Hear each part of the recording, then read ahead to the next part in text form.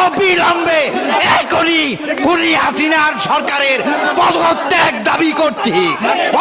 দাবি করছি। বিগত এই কদিনে অনেক তামাশা করেছেন।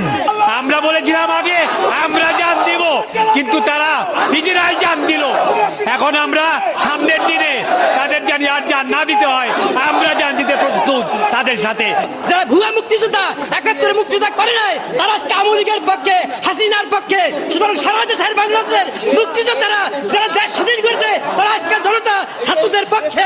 এই কথা আমরা বলতে পারি আপনাদেরকে, আমরা হাত দিয়ে গল করে হাত দিয়া। যে পর্যন্ত ছাত্রদের এই দাবি, আমাদের জনগণের ভোটারদের দাবি মানে না হইবে, সে পর্যন্ত হাসিনার পতনের পর্যন্ত আমরা শেষ পর্যন্ত দিয়ে আবার রক্ত দিয়ে আমরা মাঠে থাকবো ইনশাআল্লাহ।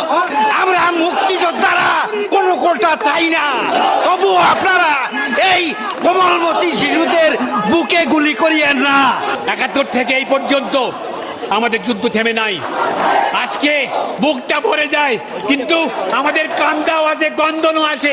এত এত অল্প বয়সী প্রাণের ধ্বংস হলো।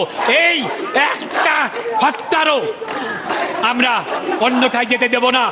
আমরা ৭১-এ যেই যুদ্ধ শেষ করতে পারি নাই, আমরা এই আমাদের কোমলমতি ছাত্রছাত্রীদের, শিক্ষার্থীদের মাধ্যমে সেটা আমরা ইনশাআল্লাহ পূরণ করব।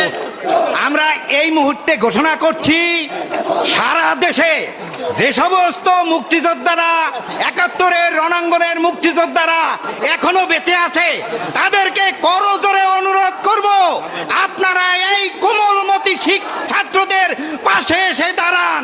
আমরা দাঁড়িয়েছি, ওদের পথ প্রদর্শকের ভূমিকায় আপনারা দাঁড়ান। আমরা দাঁড়িয়েছি, আমাদের পাশে এসে দাঁড়ান। আমরা খুনি হাসিনার পতন চাই। ১৯৭১ সালের রণাঙ্গনের মুক্তিযোদ্ধারা আমরা আজকে একত্রিত হয়ে কোমলমতি ছাত্রদের সাথে একত্রিত ঘোষণা করছি এবং তাদের রক্তের বদলা চাই। শেখ হাসিনা, এখনো সময় আছে, তুমি নীরব হও। এখনোই তুমি পদত্যাগ করো, আর তুমি এই দেশের রক্ত ঝরাবে না। তোমার রক্তের বন্যা আমাদের আর বুকে লাগেও না। এই সরকার নানান রকম নাটক করে আজকে কোথায় নিয়ে গেছে, যে গত ২ সপ্তাহে তারা কয়েকশো শিশু সন্তানকে, আমাদের বাচ্চাদেরকে তারা বুকের মধ্যে গুলি করে হত্যা করেছে, আমাদের টাকার গুলি দিয়ে। আমরা প্রতিবাদ জানাচ্ছি।